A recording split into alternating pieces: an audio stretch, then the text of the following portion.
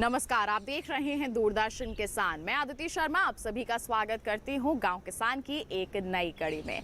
हमारे इस कार्यक्रम में हमेशा की तरह खेती किसानी, हमारा पशुधन और कामयाब किसान की दास्तान के जरिए कुछ अहम जानकारियां लेकर आए हैं हम आपके लिए। तो क्या कुछ खास है आज के हमारे इस अंक में, जानने के लिए बिना समय को गंवाते हुए आज के अंक की शुरुआत करते हैं।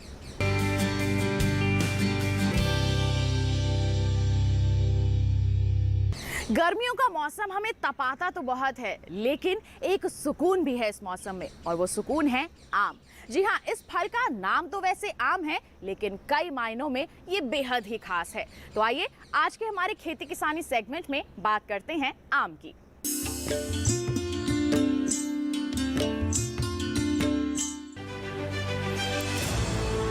फलों के राजा आम का सीजन चल रहा है। बाजार आम की कई किस्मों से गुलजार है। किसानों को उनकी फसल का वाजिब दाम मिले, इसके लिए कई बातों का ध्यान रखना होता है। जैसे आम के पके फलों की तोड़ाई 8 से 10 मिलीमीटर लंबी डंठल के साथ करें। इससे फलों पर स्टेम रॉट बीमारी लगने का खतरा नहीं रहता। पेड़ों से आम को हाथ से ही तोड़ना चाहिए। बड़े पेड़ों से हार्वेस्टर की सहायता से फलों को तोड़ें। लेकिन अक्सर ये देखा गया है कि ज्यादातर किसान पेड़ पर ऊंचाई में लगे आम को डंडे से पीट कर तोड़ते हैं, लेकिन ये तरीका गलत है, क्योंकि इससे फलों को चोट लग जाती है, जिससे फलों का बाजार मूल्य कम हो जाता है। इससे बचने के लिए पेड़ों के नीचे जाल बांधना चाहिए, ताकि हार्वेस्टर या फिर हाथ से आम छूट भी जाए तो जाल में गिर जाएंगे। फलों की तोड़ाई के बाद सबसे अहम होता है ग्रेडिंग करना। आम के फलों की छटाई प्रजाति, आकार, भार, रंग और पके होने के आधार पर करनी चाहिए। छोटे आमों को एक कैरेट में और बड़े आमों को दूसरे कैरेट में रखना चाहिए। तोड़े गए फलों को भंडारित करते समय भी कुछ बातों का ध्यान रखना चाहिए, जैसे फलों को तोड़ने के बाद ठंडे पानी से धोकर छांव वाली हवादार जगह पर सुखाएं। इससे फलों की भंडारण क्षमता बढ़ती है। फलों की पैकिंग टोकरियों के साथ कार्डबोर्ड से बने बक्सों में भी की जाती है। आम पैक करने से पहले पेड़ के पत्ते, धान की पुआल, कागज की कतरन आदि बिछा दें। पके आम को कमरे के सामान्य तापमान में करीब 4 से 8 दिन तक भंडारित किया जा सकता है। इसके अलावा जिन फलों को तुरंत बाजार ले जाना है, उन फलों को सीधे धूप में रखने से बचाने के प्रयास करें। किसान इस बात का ध्यान रखें कि पेड़ पर सभी फल एक साथ नहीं पकते हैं, इसीलिए निश्चित अंतराल पर 2 से 3 तोड़ाई करें। अधपके आमों को पकाने के लिए किसान कार्बाइड के इस्तेमाल से बचें। अगर कार्बाइड के बजाय इथेल का प्रयोग करें तो ये स्वास्थ्य के लिए नुकसानदायक नहीं होते हैं। बागों में लगने वाले सभी फल अपने मूल रूप में बाजार नहीं पहुंचते हैं, बल्कि कुछ बागवान आम की प्रोसेसिंग करके बेहतर मुनाफा भी कमाते हैं। आमतौर पर आम से अचार, आम का पाउडर, जूस, कैंडी, स्मूदी, आम पापड़, आइसक्रीम जैसे उत्पाद बनाए जाते हैं। ज्यादातर उत्पादों के लिए पके आमों को तोड़ा जाता है और बिना देर किए उन्हें फल प्रसंस्करण प्लांट में भेजा जाता है और इनका निरीक्षण करके इन्हें धोया जाता है। चयनित अच्छी क्वालिटी वाले फलों को नियंत्रित पकाने वाले चैम्बर्स में भेजा जाता है। पके आमों को धोना, छीलना, गूदा उतारना, गुठली अलग करना, एक स्थान पर इकट्ठा करना, मिलाना, गाढ़ा करना, तापीय प्रसंस्कृत करना व जीवाणु नाशन स्थिति को बनाए रखते हुए पैकेट में भरा जाता है। बाजार में उत्पाद की उपलब्धता बनाए रखने के लिए फ्रोजन गूदे का आंशिक तौर पर निर्जीवीकरण किया जाता है और फ्लैट फ्रीजर में डी फ्रोजन किया जाता है। इस प्रक्रिया में सुनिश्चित किया जाता है कि तैयार उत्पाद में फल का प्राकृतिक स्वाद और सुगंध बनी रहे।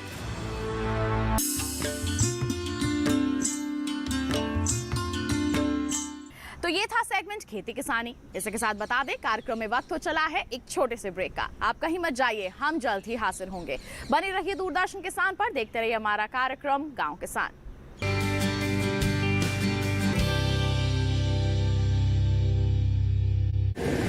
माँ कब आएगा? अभी आएगा। अरे बोलो ना माँ, कब आएगा? बोला ना, अभी आ जाएगा। ये ले, आ गया कुआं। अरे कुआं नहीं माँ, हमारे घर नल से जल कब आएगा? नल से जल? अरे गुड्डी, बहुत जल्दी आएगा पानी। जल जीवन मिशन आ चुका है। हम 1 कदम उठाएंगे तो सरकार 10 कदम उठाएगी। सच? तुम्हारे मुंह में घी शक्कर। घी शक्कर नहीं माँ, स्वच्छ जल। 2024 तक देश के सभी 19 करोड़ घरों में पहुंचेगा पीने का साफ पानी। अब होगा हर घर जल। जल जीवन मिशन, जल शक्ति मंत्रालय, भारत सरकार।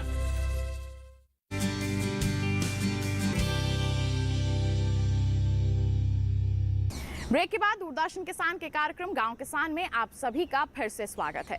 बकरी पालन आप करते होंगे, अच्छी आमदनी भी अर्जित करते होंगे, लेकिन अगर आप उसको बढ़ाना चाहते हैं तो क्या करना होगा? आपको अपनी बकरियों के आहार और आवास में थोड़ा सा बदलाव करना होगा। किस तरह से ये संभव हो सकता है, आइए जानने के लिए नजर डालें हमारे सेगमेंट हमारा पशुधन पर।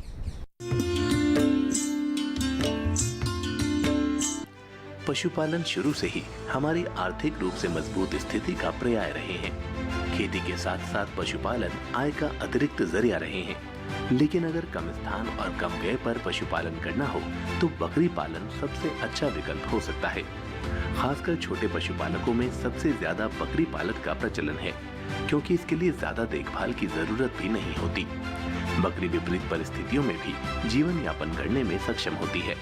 हालांकि तापमान में इजाफा होने के कारण इसकी उत्पादन क्षमता पर भी असर पड़ता है।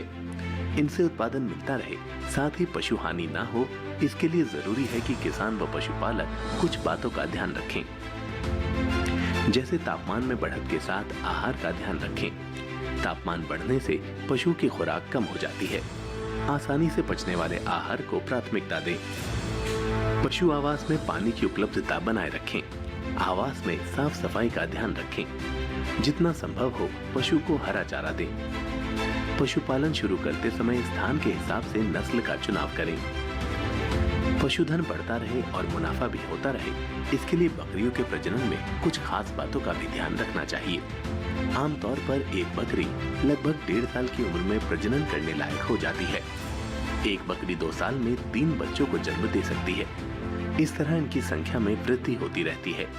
ब्लैक बंगाल बकरी का प्रजनन बीटल या सिरोही नस्ल के बकरों से कराना चाहिए। बीटल या सिरोही नस्ल से उत्पन्न संकर पाठी या बकरी का प्रजनन संकर बकरा से कराएं। इसके अलावा इनके आवास पर भी खास ध्यान रखें। गाभिन बकरियों को अंतिम 1.5 महीने में चराने के अलावा कम से कम 200 ग्राम दाने का मिश्रण अवश्य दें। साथ ही इस बात का भी ध्यान रखें कि बकरियों के आवास में प्रति बकरी 10 से 12 वर्ग फीट की जगह दें और एक घर में एक साथ 20 बकरियों से ज्यादा न रखें। कृषि विज्ञान केंद्र में अपनी बकरी पालन इकाई के सामने खड़े हैं। ये अभी हमने 2022 में हमने अपनी बकरी पालन की इकाई यहाँ स्थापित की है। ये मेनली हमने जो दिल्ली एरिया को क्षेत्र को देखते हुए इस रीजन के अंदर जो हमें सामंत किसान हैं, जो मार्जिनल फार्मर्स हैं, उनके लिए हमने सिरोही नस्ल की ये नस्ल हम यहाँ लेके आए हैं। ये हमने CSWRI अविका नगर से ली हैं।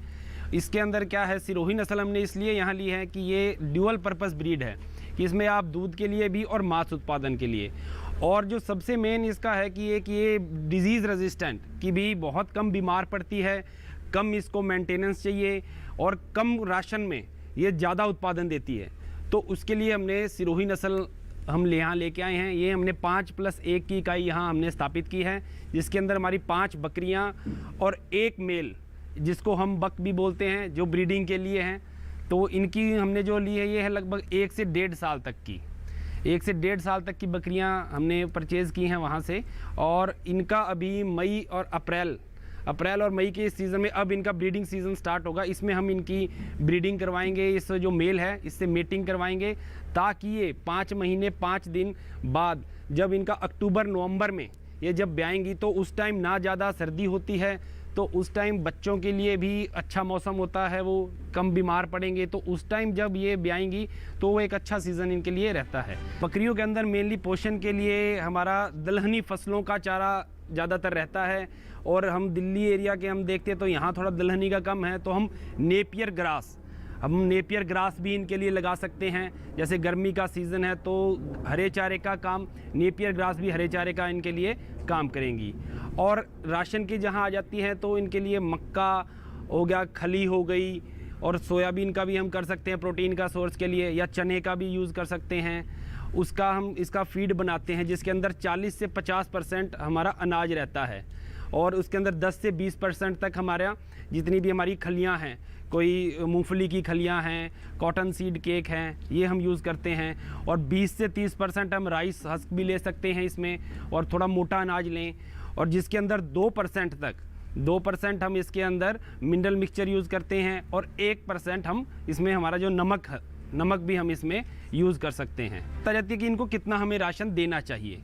तो जैसे एक वयस्क बकरी है, उसके लिए हमारा रहता है राशन 250 से 300 ग्राम तक, कि जो अब परिपक्व होने वाली है, जो नई होने वाली है, उसके लिए हम 250 से 300 ग्राम तक राशन हम इनको दे सकते हैं। और जो बक है उसको हम, या जो अभी गाभिन हुई हैं आगे, उनके लिए हम 10 से 20 ग्राम राशन बढ़ा के दे सकते हैं। तो ये इनका राशन रहता है। और भूसा आ जाता है तो वो 1 से 2 किलो सूखा चारा और 1.5 से 2 किलो तक आपका हरा चारा इनको चाहिए। और बाकी इनका मेन है ग्रेजिंग, कि हम जो चराने के लिए इनको लेके जाते हैं, वो दिन में 5 से 6 घंटे इनको चराने के लिए ले जाना बहुत ही आवश्यक है। उससे इनका शरीर भी स्वस्थ रहता है और इनकी भूख भी, अपनी जो आसपास जो हमारा चारा अवेलेबल है, उससे ये अपनी भूख भी शांत कर सकती हैं। बच्चा जन्म के समय बकरियों को साफ जगह पर रखें। जन्म के बाद नाभि को 3 इंच नीचे से ब्लेड की सहायता से काट दें। साथ ही टिंचर आयोडीन या बुकांडिन दवा लगाएं। बच्चों को रोगों से बचाने के लिए जरूरी टीकाकरण कराएं।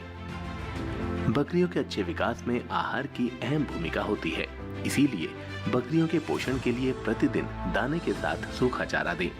दाने में 57% मक्का, 20% मूंगफली की खली, 20% चोकर, 2% मिनरल मिक्सचर, 1% नमक होना चाहिए।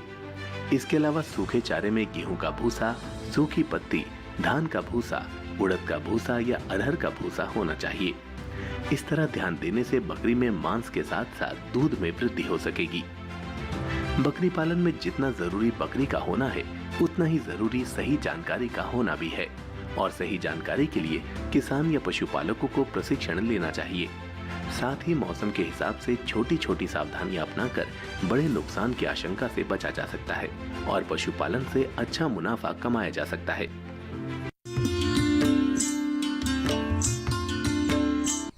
अब कार्यक्रम में वक्त है ये जानने का कि इस समय में हमारे पशुपालक किस तरह से अपने पशुओं की देखभाल कर सकते हैं। कौन कौन से वो कार्य हैं जिससे हमारे पशु बिल्कुल स्वस्थ बने रह सकते हैं। आइए नजर डालें इस माह के पशुपालक कैलेंडर पर। HS और BQ टीकाकरण के 10 से 15 दिन पहले सभी पशुओं की डीवॉर्मिंग कर देनी चाहिए। ऐसा करने से टीकाकरण प्रभावी हो जाता है। पशुओं को 50 से 60 ग्राम खनिज मिश्रण एवं 20 ग्राम नमक प्रतिदिन देना चाहिए। गर्मियों के मौसम में लगाई गई ज्वार फसल पशुओं को ना दें, इस समय ये हानिकारक हो सकता है। बरसात के मौसम में हरे चारे की अच्छी पैदावार लेने के लिए ज्वार व मक्का की बुआई करें। हरे चारे की फसल से अधिक उत्पादन लेने के लिए उन्नत किस्म के बीज का प्रयोग करें। जून का महीना काफी गर्म रहता है, इसीलिए पशु के लिए अलग से शेड बनाएं। इस समय पशु को ज्यादा से ज्यादा पानी पिलाएं। अधिक दूध देने वाले पशुओं को तरल कैल्शियम, फास्फोरस की मात्रा 70 से 100 ग्राम प्रतिदिन दें। पशुओं को बाह्य परजीवियों से बचाने के लिए पशु चिकित्सक की सलाह पर दवा का प्रयोग नियमित रूप से करें। यदि पिछले माह भेड़ के ऊन कतरने का कार्य ना किया हो तो इस माह कर लें। तो ये था सेगमेंट हमारा पशुधन। इसी के साथ बता दें आपको कार्यक्रम में वक्त हो चला है एक और छोटे से ब्रेक का। आप कहीं मत जाइए, हम जल्द ही हाजिर होंगे। बने रहिए दूरदर्शन किसान पर, देखते रहिए हमारा कार्यक्रम गांव किसान।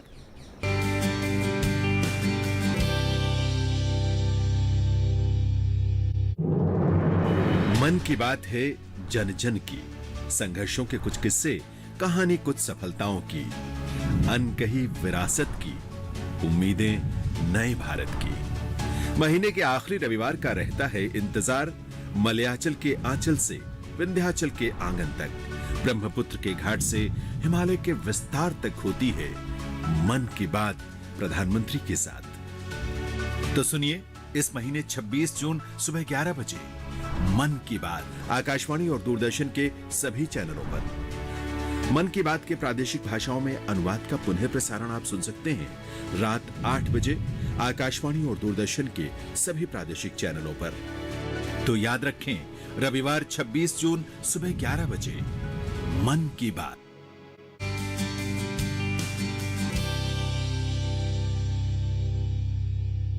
ब्रेक के बाद दूरदर्शन किसान के कार्यक्रम गांव किसान में आप सभी का फिर से स्वागत है। एक किसान कितने काम कर सकता है? खेती किसानी कर सकता है, पशुपालन कर सकता है, मछली पालन कर सकता है या फिर थोड़ा कुछ और कर सकता है। लेकिन बता दें आपको, आज के हमारे जो कामयाब किसान हैं जिनसे हम आपकी मुलाकात करवाने वाले हैं, वो तो सबसे आगे निकल गए हैं। तो फिर आइए, कौन है ये, जानने के लिए नजर डालें हमारे सेगमेंट कामयाब किसान की दास्तान पर।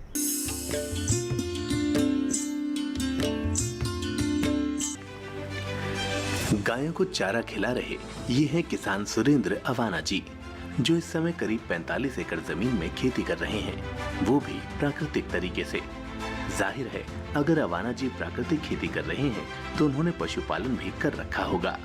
अवाना जी ने 2016 में डेयरी व्यवसाय की शुरुआत 2 गायों से की, लेकिन उनकी मेहनत और सफलता का अंदाजा इसी बात से लगाया जा सकता है कि आज उनके डेयरी फार्म में करीब 200 गायें, भेड़ें, बकरियां, मुर्गियां, ऊंट, घोड़े भी हैं, जिनसे अवाना जी कई तरह से मुनाफा कमा रहे हैं। साथ ही वो इनके गोबर व मूत्र से खाद भी तैयार करते हैं, जिसमें पौधों के लिए संपूर्ण पोषक तत्व मौजूद होते हैं। ये खाद उन किसानों के लिए किसी वरदान से कम नहीं जो जैविक खेती करना चाहते हैं, लेकिन उनके पास पर्याप्त पशु नहीं। अवाना जी के उन्हीं प्रयासों से आसपास के कई किसान अब रासायनिक खेती को छोड़ चुके हैं। अवाना जी के स्टार्टअप्स के लिए सरकार की एग्री स्टार्टअप योजना के तहत 80 लाख की ग्रांट मिली। अवाना जी पशुपालन में देसी नस्लों को वरीयता देते हैं। वो देसी नस्लों के संवर्धन के लिए भी काम कर रहे हैं, जिससे नस्ल सुधार हो और उत्पादन बढ़े। जयपुर से 50 किलोमीटर दूर भैराना गांव में 45 एकड़ में मैं ऑर्गेनिक और IFS मॉडल की खेती कर रहा हूं। माननीय प्रधानमंत्री जी ने जब एग्री स्टार्टअप योजना प्रारंभ की तो मैंने भी उसके अंदर इंटरव्यू दिया और एग्री स्टार्टअप में मेरे जो ऑर्गेनिक मैन्योर खाद है उसका सिलेक्शन हुआ और उस योजना में मुझे 18 लाख रुपए मिले। मेरे जो खेत पे पशु हैं, जैसे गाय है, भेड़ है, बकरी है, ऊंट है, घोड़ी है, मुर्गी है, इन सब के अपशिष्ट का बेस्ट प्रबंधन बनाकर और मैं ऑर्गेनिक मैन्योर बना रहा हूँ और गाय के गोमूत्र से कीटनाशक फंगीसाइड बना रहा हूँ और मेरे फार्म पे भी यूज़ कर रहा हूँ और दूसरे किसानों को भी दे रहा हूँ। आज दूर दूर तक जो मेरे फार्म पे रिजल्ट अच्छा है, दूसरे किसानों को भी इसका अच्छा रिजल्ट आ रहा है। तो मैं किसान भाइयों से कहना चाहूँगा, एग्री स्टार्टअप योजना में आप भी कोई नवाचार कर रहे हैं खेती से रिलेटेड तो इसका लाभ उठाए। दूसरा, माननीय प्रधानमंत्री जी ने 18 में सेक्स और सीमन की परमिशन दी थी और अगस्त 19 से सॉर्टेड सीमन मैं मेरे फार्म पे यूज़ कर रहा हूँ और अभी तक मेरे फार्म पे कल जो गाय ब्याई वहाँ तक 92 बछड़ियाँ मेरे यहाँ पैदा हो गई। और आप देखेंगे कि वो जो गाय है उससे ब्रीड वाइज वो बछड़ियाँ बहुत सुंदर हैं और मेरा अनुमान है कि जैसे ही वो 2.5 साल की गाय बनेंगी तो उसकी माँ से 2 लीटर ही ज़्यादा होगा।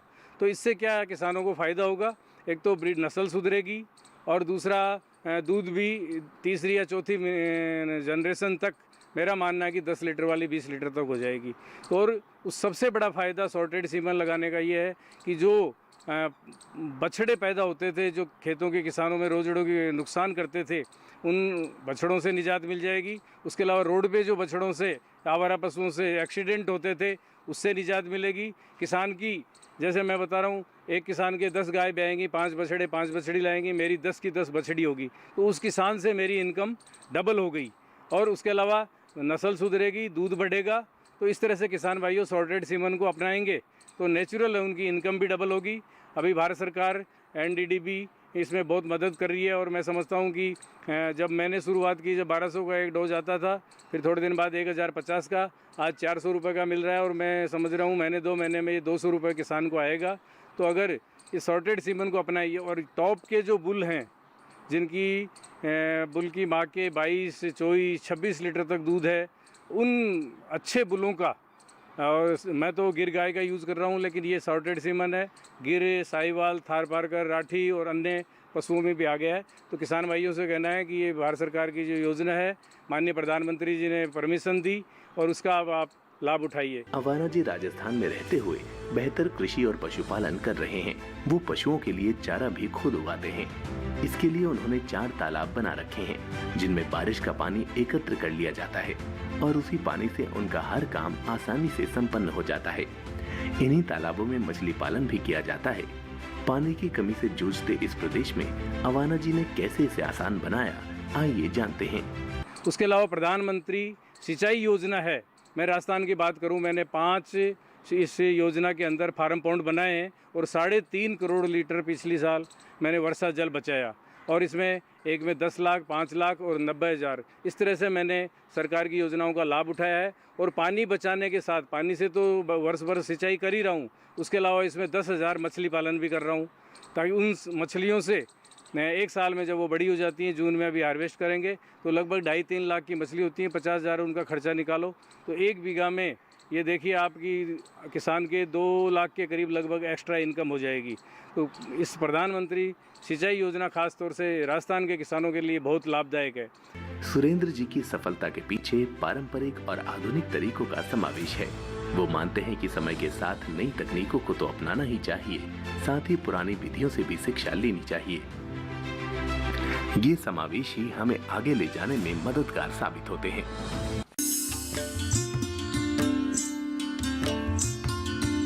तो ये थे हमारे आज के कामयाब किसान। उम्मीद है कि इनकी कामयाबी की दास्तान को जानकर आप इनसे जरूर प्रेरणा लेंगे। और साथ ही बता दें, आज के अंक में बस इतना ही। चलते चलते एक विशेष जानकारी आप तक और पहुंचा दें। टीवी स्क्रीन पर दिखाए जा रहे QR कोड को आप स्कैन कर लीजिए, सीधा पहुंच जाएंगे हमारे YouTube चैनल पर और दोबारा हमारा ये कार्यक्रम आप देख सकते हैं। तो इसी के साथ आज के लिए बस इतना ही। हमें दीजिए इजाजत। आप बने रहिए दूरदर्शन किसान पर। नमस्कार।